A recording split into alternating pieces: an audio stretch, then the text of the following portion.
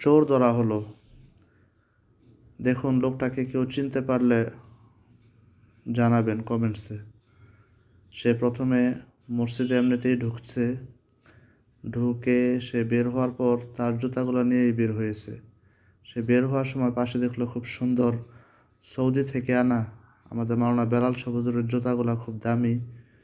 সেই জুতাগুলো দেখে তার জুতাগুলো আবার দেখেন মসজিদের কোনো এক কর্নারে রেখে এসে যাওয়ার সময় সে এই জুতাগুলো পরে চলে যাবে। তার জুতাগুলো নর্মাল জুতা ছিল।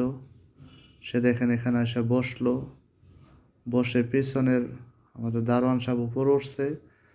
আর এটা সে কনফার্ম করে যে আর কেউ নাই এখানে। যাওয়ার সময় দেখেন এই যে দেখতেছে সে উপরে চলে গেছে, আশপাশে কেউ নাই, সে রিল্যাক্সে দেখেন জুতোগুলো কত সুন্দর করে পরে আবার দেখে লাগে কিনা। এই তো সে নিয়ে চলে গেল।